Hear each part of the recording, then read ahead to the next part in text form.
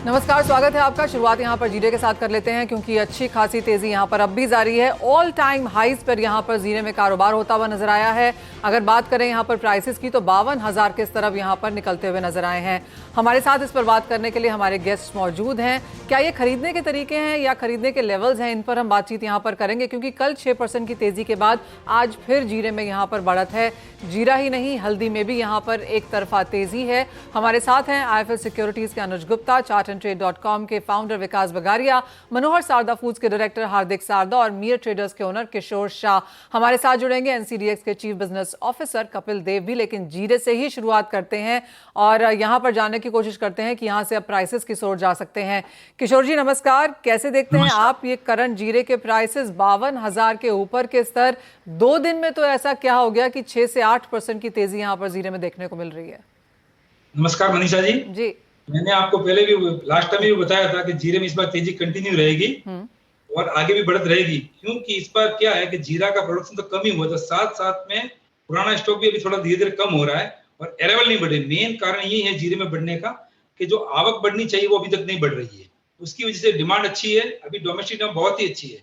Arrival करीबन 4 से 5 हजार बोरी हो रही है और सामने डिमांड है 10 से 11 बोरी की। इसकी वजह से दाम बहुत बढ़ रहे हैं और आगे इसकी ऊंचाई पे जाने की और भी चांसेस है कि बाजार यहाँ से भी 20-25 रुपए किलो और बढ़ सकते हैं। 20-25 रुपए किलो और यहाँ से बाजार बढ़ सकते हैं, यानी कि तेजी एक तरफा है। लेकिन किशोर जी, जो ये सडनली तेजी आती है, जैसे एक दिन में 6-7-8% की मूवमेंट आ जाना, इतनी ज्यादा मांग एकदम से कैसे निकलती है? या आपको लगता है कि स्पॉट में तो बाजार तेज है ही, स्पेकुलेटिव मार्केट में सडनली यहाँ पर कैश इनफ्लो है? इसका यही कारण था मैडम कि 1 महीने से बाजार बिल्कुल सुस्त चल रहा था, क्योंकि सीजन के एक बार तेजी जो बनी थी उसके हिसाब से फिर डिमांड थोड़ी स्लो हो गई थी, लोकल डिमांड। और अभी लोकल डिमांड आगे बढ़े, लोगों को ऐसा ध्यान था कि जीरा यहाँ से ज्यादा बढ़ गया तो थोड़ा नीचे आएगा, लेकिन वैसे थोड़ा बहुत घटने के बाद वापस ये बाजार ऊपर की तरफ चला है और डिमांड इसकी वजह से मतलब वापस ज्यादा निकली है कि माल किसी के पास नहीं है। सेंटरों के अंदर माल बहुत ही कम है और मंडियों में आवक बहुत ही कम है। इसके हिसाब से सब माल लेने के लिए दौड़ रहे हैं अभी। किशोर जी, मुझे याद है जब भाव यहाँ पर 30-32 के थे तब भी लोग कह रहे थे कि यहाँ 40 जाएगा, 45, 48, 50, 52, मतलब इसका जो अपसाइड है वो लगातार बढ़ता हुआ हम देख रहे हैं। कोई एक कट ऑफ नजर आता है? बातें आने लगी है मैडम। जी किशोर जी, कोई एक कट ऑफ है कि यहाँ से इसके ऊपर बाजार नहीं जाएंगे, इसके ऊपर मांग शायद रुक सकती है? ना, ऐसा तो कुछ भी नहीं, क्योंकि अभी देखो अराइवल आगे पूरा जुलाई और अगस्त है, पूरा डिमांड का पीरियड है। लेकिन इस भाव के नए ट्रेडर को सोच समझ के काम करना चाहिए। जिसके पास माल है ठीक है, वो होल्ड कर सकते हैं, मुनाफा भी कर सकते हैं, लेकिन नए आदमी को इसमें पढ़ना नहीं चाहिए, क्योंकि बाजार इस तरह चल रहा है, कभी भी यहाँ से 15-20 रुपए करेक्शन भी आ सकता है, क्योंकि बाजार एक तरफ ही नहीं बढ़ रहे। करेक्शन आने में देर नहीं लगेगी मैम, जब भी आवक थोड़ी बढ़ेगी। अभी का मौसम मतलब बारिश का भी दौर चालू है, तो इसके साथ थोड़ी आवक भी कम हो रही है। राजस्थान के अंदर क्या थोड़ी बहुत बाढ़ें आई हुई है, तो उसके साथ आपका जैसे मौसम खुलेगा तो आपके भी बढ़ेगी, और जैसे आपकी बढ़ेगी थोड़ा बाजार करेक्शन की तरफ भी मोड़ लेगा, लेकिन ऑल ओवर ध्यान तेजी का ही है। ऑलराइट, तो यहाँ से भी तेजी की उम्मीद है। 15-20 रुपए की करेक्शन कभी भी आ सकती है, लेकिन यहाँ से 20-25 रुपए प्रति किलो की तेजी कहीं नहीं गई। अनुज, आप कैसे देखते हैं? आपको भी लगता है कि जीरे के भाव का अब कोई स्काई इज द लिमिट, मतलब यहाँ से और कितनी बढ़त की एक्सपेक्टेशन आपको है? Mahesh, good morning. देखिए, जैसा कि हम एक्सपेक्ट कर रहे थे कि 53,000 54,000 के लेवल देखने को मिलेंगे, तो ऑलमोस्ट 53,000 के आसपास के भाव आते हुए दिख रहे हैं। तो मुझे लगता है कि जिस तरीके से देखिए, जो फंडामेंटल है वो जो सप्लाई टाइट यहाँ पे देखने को मिली थी, साथ में कहीं ना कहीं जो पोर्ट्स बंद हुए हैं उसकी वजह से जो एक्सपोर्ट डिमांड है वो इंटरनेशनल मार्केट में भाव बढ़ते हुए दिखे हैं, तो उसका भी इम्पैक्ट हमने इंडियन मार्केट में आता हुआ देखा। डेफिनेटली बारिश की वजह से जो मौसम परिवर्तन हुआ है और जो बाढ़ हमने देखी है राजस्थान में, गुजरात के कुछ एरिया में, तो जो सप्लाई है वो बाधित होते हुए दिखाई दी है। तो उसकी वजह से कहीं ना कहीं जो एक शॉर्टेज है वो क्रिएट होती हुई दिखाई दी है और उसकी वजह से भावों में तेजी आई है। तो जैसा इसने 50,000 का लेवल ब्रेक किया है, जो कि काफी स्ट्रॉन्ग एक रेजिस्टेंस था, तो मुझे लगता है कि अब 50,000 एक रेजिस्टेंस एक सपोर्ट का काम करेगा और मुझे लगता है कि ऊपर में 53 से लेकर 54,000 के लेवल आपको यहाँ देखने को मिलेंगे। तो प्योरली जो सप्लाई क्रंच है उसका यहाँ पर भावों को इफेक्ट मिल रहा है और उसकी वजह से भावों में तेजी देखने को मिल रही है। एक तरफा तेजी है ये, और जैसे कहा गया कि 54 तक के लेवल्स यानी कि 5400 तक के लेवल्स भी यहां पर बनते हुए नजर आ सकते हैं। लेकिन सिर्फ जीरा ही नहीं, तेजी हमने यहां पर हल्दी में भी आते हुए देखी है। बाजार में अगर आप व्हाट्सएप ग्रुप्स को देखें तो कहा जाता है कि जीरा हीरा है और हल्दी सोने की तरह चमकेगी। इस तरह की अब कॉन्वर्सेशन हम आता हुआ देख रहे हैं जहां तक मसालों की बात है। मनोहर सारदा फूड के डायरेक्टर हार्दिक सारदा हमारे साथ हैं। हार्दिक जी नमस्कार। ये एक और कमोडिटी है जो सब लोग कहते हैं कि अगर आप जीरे में कमा चुके हैं तो अब अपना पैसा यहां पर हल्दी में लगा दें। यहां पर किस तरह के फंडामेंटल्स हैं? नमस्कार मनीषा जी, हल्दी के फंडामेंटल्स बहुत ही अच्छे हैं। अब जो मानसून के कारण से भी जो तेजी आई है स्विंग इस साल लगभग 10 से 15% मराठवाड़ा में कम होने के चांसेस है। तेलंगाना में 10-15% स्विंग कम होने के चांसेस है। तमिलनाडु में 10-15% स्विंग बढ़ सकती है, क्योंकि अभी वहां स्विंग होना बाकी है। तो भाव का आकर्षण किसान को है, लेकिन इस बार जो बारिश गिरने से जो मराठवाड़ा एरिया का लगभग जो हल्दी क्रॉप लोखंडी हुआ है, वो वहां पे स्टॉक पड़ा रहने से अच्छे मालों में और मीडियम मालों में बड़ा डिफरेंस हो गया है। जो जितने भी मसाला इंडस्ट्री है, सभी के पास पर्याप्त स्टॉक लेके रखा हुआ है। लगभग आज की तारीख में कंजम्पशन सेंटर के अंदर लगभग 15 से 20 लाख बोरी हल्दी स्टॉक पड़ा है, और प्रोडक्शन सेंटर में 55 से 60 लाख बोरी का स्टॉक पड़ा है। अगर डिमांड सप्लाई का गैप देखा जाता है तो दिसंबर एंड में भी 30 से 35 लाख बोरी स्टॉक पड़ा रह सकता है। लेकिन आप देखा जाए तो फ्यूचर कॉन्ट्रैक्ट एनसीडीएक्स में जब भी अप्रैल कॉन्ट्रैक्ट हो, इस बार पहली बार 1 महीने की जगह 1 महीना गैप किया हुआ है, और जुलाई छोड़कर सीधा अगस्त कॉन्ट्रैक्ट खुला हुआ है।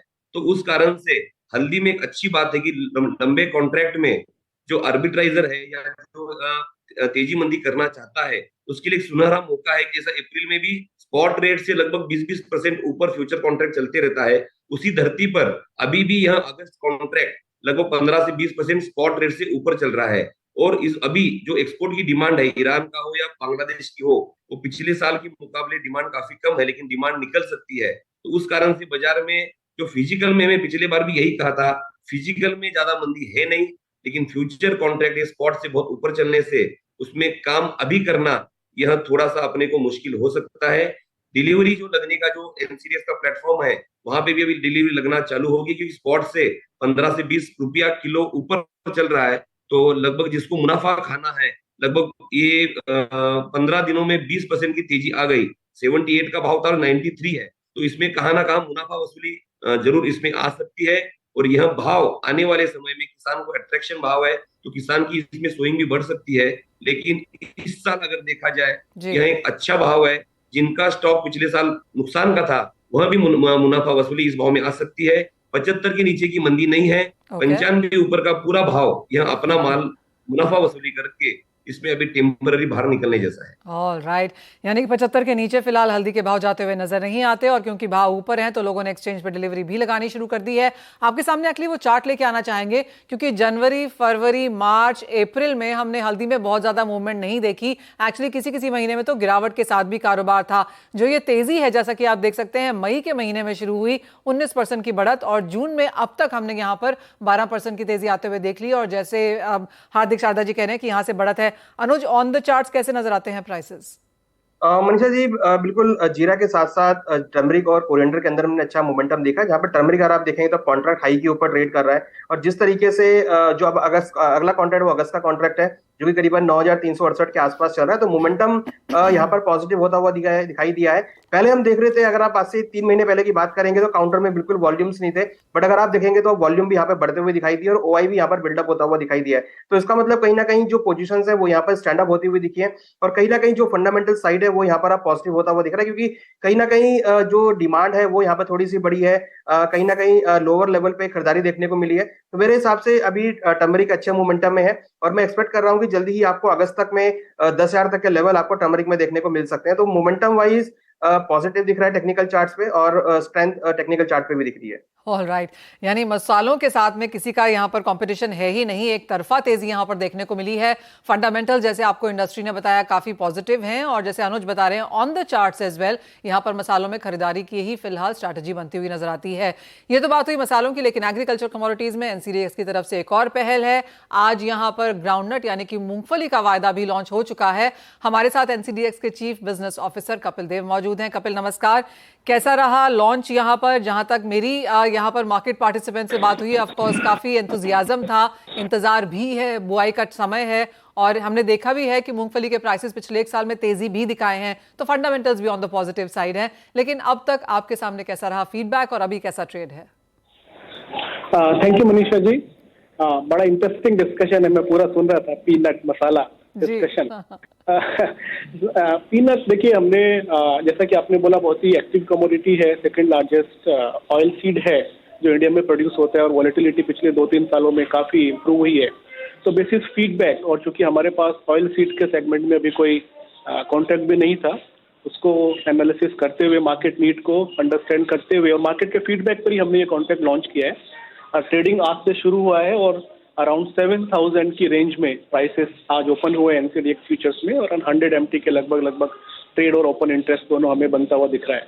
तो मार्केट का फीडबैक बहुत अच्छा है। जो भी प्रोसेसिंग इंडस्ट्री है, ऑयल इंडस्ट्री है या जो फीड का काम करते हैं, हर तरफ से हमें काफ़ी अच्छा रेस्पॉन्स मिला है। और जो एफपीओज हैं, इंटरेस्टिंगली जो आपने बोला सोइंग का टाइम शुरू हुआ है या एंड ऑफ द सीजन की वजह से जिसके पास माल है उनके लिए भी एक अच्छी अपॉर्चुनिटी है हेजिंग करने के लिए। और हमें दोनों साइड से काफ़ी positive response as of now जो हमारी अभी 2 घंटे की ट्रेडिंग हुई है उसमें देखने के लिए मिला है। And I know it's very early days अभी कपिल, लेकिन जैसे आपने कहा कि 100 टन का काम यहाँ पर ऑलरेडी हो चुका है, लेकिन जो इम्पोर्टेंट सेंटर्स यहाँ पर हैं, राजस्थान और गुजरात में काफ़ी सारे इलाके यहाँ पर हैं, किस तरह से ऑन ग्राउंड फीडबैक भी यहाँ पर देखने को मिला? कॉन्ट्रैक्ट स्पेसिफिकेशंस को लेकर अब यहाँ पर क्या व्यू है? देखिए, बहुत अर्ली स्टेज है। काफ़ी हमने पहले भी कॉन्ट्रैक्ट लॉन्च किया था और जो हमारे पास फीडबैक था वो यही था कि जो क्वालिटी का वेरिएशन है, स्पेशली जो ग्राउंड नट इन शेल होता है वो काफ़ी वाइड रेंज होती है, मॉइस्चर का काफ़ी इश्यू होता है, उसको समझ और काफ़ी वैरायटी भी ट्रेड होती है। तो काफ़ी एक्सटेंसिव फीडबैक लेने के बाद हमने ये कॉन्ट्रैक्ट लॉन्च किया है। एज ऑफ नाउ जो फीडबैक है काफ़ी अच्छा है। डिपॉजिट्स आर एक्सपेक्टेड कि एक्सचेंज के सिस्टम में डिपॉजिट लग जाएंगे इस पैरामीटर पर। और हमने एक्सचेंज लेवल पे भी काफ़ी सैंपल विड्रॉ किए मार्केट से, उनका एनालिसिस कराया और हमें कॉन्फिडेंस है कि जो हमने पैरामीटर अभी बनाए हैं वो एनसीडीएक्स के जो पैरामीटर है फिजिकल के साथ अलाइन है और डिपॉजिट्स इन पैरामीटर पे एक्सचेंज में पॉसिबल है। जो दोनों सेंटर हैं बीकानेर और जूनागढ़ जो हमने इंक्लूड किए हैं वो बेंचमार्क सेंटर हैं ग्राउंड नट के लिए। दोनों लार्जेस्ट स्टेट हैं प्रोडक्शन के लिए और प्राइस के लिए बेंचमार्क है। प्रोसेसिंग इंडस्ट्री का बहुत बड़ा कंसोलिडेशन है बीकानेर और राजकोट जूनागढ़ जो बेल्ट है उसमें। और तो हमें लगता है कि एंड ऑलरेडी हमारी प्रेजेंस है इन दोनों सेंटर्स पे। ट्रेड इस जो फ्यूचर से मार्केट को उसको समझता है, डिपॉजिट, आर्बिट्राज, हेजिंग सबको समझता है। तो बहुत अच्छा फीडबैक है और हमें एक्सपेक्टेशन है कि कॉन्ट्रैक्ट विल ग्रो। और चूंकि सीजन की अब शुरुआत हो रही है, सोइंग हो रहा है, अभी हमने जुलाई, अगस्त और सितंबर कॉन्ट्रैक्ट लॉन्च किए और 10 दिन के बाद 1 जुलाई को हम न्यू सीजन कॉन्ट्रैक्ट भी शुरू कर देंगे। तो I think old season new season दोनों का कॉम्बिनेशन रहेगा मार्केट के पास अगले 10 दिनों में और प्राइस डिस्कवरी दोनों सीजन की शुरू हो जाएगी। वेल एब्सोल्युटली, ऑफ कोर्स काफ़ी सारी होप्स बाजार को इससे और ग्राउंड एंथुजियाज्म भी यहाँ पर काफ़ी बनता हुआ नजर आया है ग्राउंडनट को लेके। Actually overall edible oil pack को देखें और ग्राउंडनट ऑयल को देखें तो ग्राउंडनट ऑयल में हमने गिरावट उतनी नहीं देखी जितनी बाकी खाने के तेलों में देखने को मिली है। यहाँ पर बाजार को काफ़ी उम्मीद है फिलहाल एक्सचेंज के कॉन्ट्रैक्ट से। कपिल, बहुत शुक्रिया और कंग्रेचुलेशंस आपको एक नए लॉन्च के हिसाब से। Thank you Manisha ji, thank you. Alright, इसी के लिए एक ब्रेक के लिए भी रुकते हैं। इसी के साथ जब लौटेंगे तो स्ट्रैटेजीज क्या होनी चाहिए आपकी एग्रो नॉन एग्रो में, उस पर करेंगे बात।